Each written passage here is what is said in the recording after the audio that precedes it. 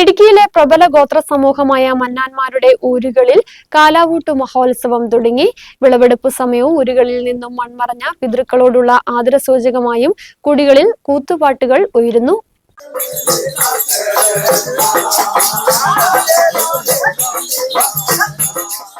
വനമേഖലകളിൽ ജീവിക്കുന്ന ആദിവാസി വിഭാഗമായ മന്നാന്മാരുടെ ഏറ്റവും വിശേഷപ്പെട്ട കലാരൂപമാണ് കൂത്ത്. കാലാവൂട്ട് മഹോത്സവമായി ഇപ്പോഴും ഇവർ കൂത്തിനൊപ്പം കുടികളെ ആവേശഭരിതമാക്കുന്നു.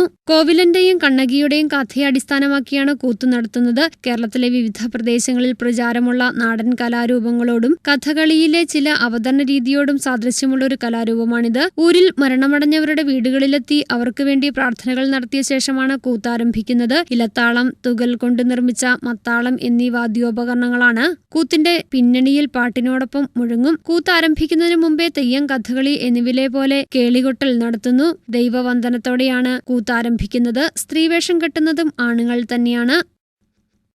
എല്ലാ വർഷവും ഇങ്ങനെ കാലാവൂട്ട് മഹോത്സവം നടത്താറുള്ളതാണ്.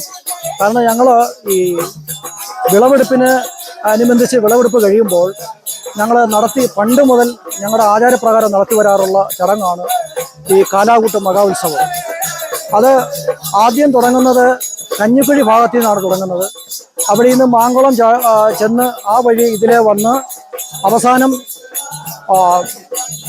കുംഭമാസം ഫെബ്രുവരി മാസം 17-ാം തീയതിയാണ് ഇത് പര്യവസാനം കോഴിമലയിലാണ് അവസാനിപ്പിക്കുന്നത്. കയ്യിൽ വളയും കാലിൽ ചിലങ്കയും അണിഞ്ഞ് മുണ്ട് തറ്റുടുത്ത് തോർത്ത് തലയിൽ കെട്ടും. കുലദേവതകളെ സ്മരിച്ചുകൊണ്ടുള്ള ആചാരപ്പാട്ട് പാടുന്നു. കോവിലൻ പാട്ട് പാടി കളി തുടങ്ങുന്നു. അനുഷ്ഠാന നിഷ്ഠയോടുകൂടിയുള്ള കൂത്തിനിടയിൽ കന്നിയാട്ടം നടത്തുന്നു. സവിശേഷമായൊരു നൃത്തമാണിത്. തിങ്കൾക്കാട് ആദിവാസി ഗ്രാമത്തിലേക്ക് ജില്ലയിലെ വിവിധ കുടികളിലുള്ളവർ കൂത്തിൽ പങ്കെടുക്കുന്നതിനായി സായാഹ്നത്തോടെ എത്തിയിരുന്നു. പാരമ്പര്യ നിഷ്ഠയോടെ ഒരു രാത്രി മുഴുവൻ നീളുന്ന പരിപാടികൾ കൂത്തിന്റെ ഭാഗമായി നടന്നു. News bureau, Idukki.